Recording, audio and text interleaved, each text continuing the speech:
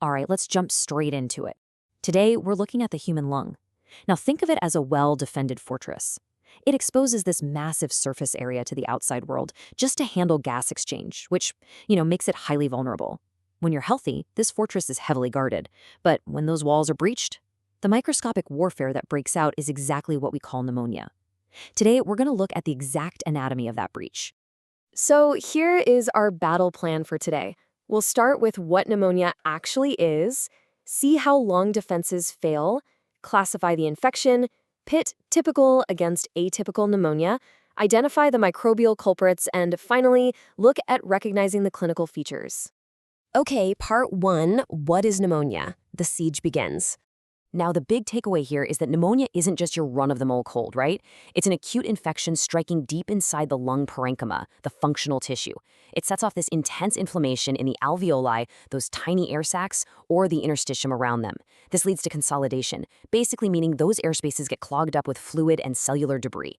The end result? A severe, potentially life-threatening drop in the lung's vital ability to actually exchange oxygen and carbon dioxide.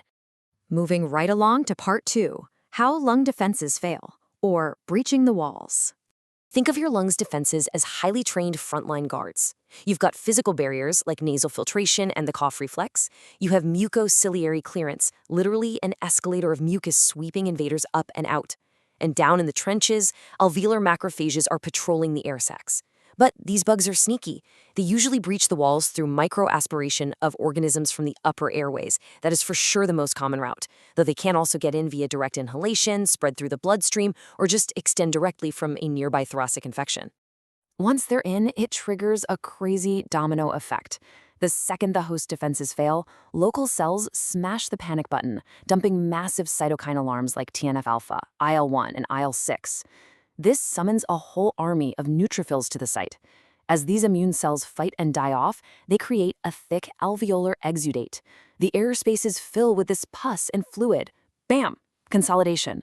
And since blood is still flowing past these blocked, fluid-filled sacs, you get a ventilation-perfusion mismatch. This is exactly what causes that dangerous drop in blood oxygen, or hypoxemia. If you were to time-lapse a classic lobar attack under a microscope, it's absolutely wild.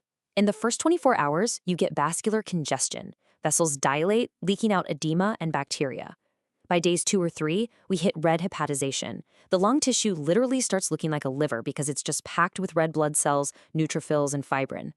Days 4 to 6, it shifts to gray hepatization as those red blood cells break down, leaving behind persistent fibrin. Finally, over days to weeks, if the patient pulls through, macrophages roll in like a cleanup crew to clear the cellular debris and restore the normal architecture. Part 3. Classifying the infection. Let's map out the battleground. We can classify this war zone in 2 main ways. Anatomically, you look at the X-ray. Is it lobar, wiping out a whole lobe, bronchopneumonia with patchy consolidation, or interstitial, mainly going after the connective tissue? But honestly, for treatment, the clinical classification is usually the game changer. Where did the patient pick up the infection? Community-acquired, or CAP, happens out in the wild. Hospital-acquired, HAP, hits 48 hours after admission, so those bugs are likely way tougher. Then you have ventilator-associated aspiration-driven, or opportunists exploiting immunocompromised hosts. Section 4. Typical versus atypical pneumonia. The tactics. When you put these two side by side, the tactical differences are pretty stark. Typical pneumonia is loud and violent. It directly attacks the alveoli. The patient has a nasty, productive cough, a high spiking fever, and you'll spot a clear, dense lobar consolidation right there on the chest X-ray. Atypical pneumonia, on the other hand, is much more stealthy. It quietly infiltrates the interstitium. You'll see a dry cough, a lower grade fever, and the X-ray usually just shows diffuse, patchy shadowing. You might even listen to their chest and hear surprisingly minimal signs, considering how awful they feel. Moving to part 5. The microbial culprits meet the invaders. Now, the lineup of suspects completely depends on where the breach happened. For typical community infections, Streptococcus pneumoniae is the undisputed heavyweight champion, most common by far, followed by Haemophilus influenza. For atypical CAP, we're talking Mycoplasma and Legionella. We definitely can't forget viral invaders like influenza and SARS-CoV-2, or stuff like Pneumocystis jirovecii in HIV patients. But if the fortress is breached inside a hospital setting, like HAP or VAP, we are facing a much scarier, highly resistant squad. We're talking nightmare bugs like Pseudomonas, Klebsiella, and MRSA. What's super interesting here is how these bugs basically leave their fingerprints at the scene. Rust-colored sputum, you immediately think strep pneumoniae. If you've got a diabetic or an alcoholic patient coughing up dark, current jelly sputum, Klebsiella is your prime suspect. Legionella famously drops a triad of pneumonia, hyponatremia, so low blood sodium, and diarrhea. And mycoplasma, watch out for that dry cough paired with weird extrapulmonary signs like cold agglutinin and hemolytic anemia. It's like a giant clinical puzzle. All right, final section, part 6, recognizing clinical features. The aftermath. The aftermath of all this is a mix of local and system-wide alarms going off. The respiratory features are brutal. A worsening cough, thick purulent sputum, severe dyspnea, and maybe even hemoptysis, coughing up blood. Because the pleura lining the lung gets inflamed, they'll often complain of sharp, stabbing, pleuritic chest pain every single time they take a breath.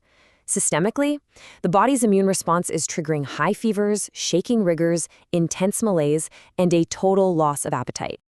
But here's a massive pitfall you have to remember. In elderly patients, this whole classical alarm system might just fail completely. They often don't mount a high fever. They might not even have a bad cough. Instead, the lack of oxygen and systemic stress present in a really dangerous way, as acute confusion, delirium, or unexplained falls. Seriously, if an elderly person suddenly gets confused, a silent pneumonia absolutely has to be on your radar. So we've mapped out the invasion. We know exactly which defenses failed, we've identified our microscopic culprits, and we've seen the brutal symptoms. All of this leaves us with one incredibly important question. Once the lung is filling with fluid and oxygen levels are tanking, how exactly do we fight back? How do we tailor our antibiotic artillery to take down these specific invaders? Well, that is exactly what we're going to uncover in part 2.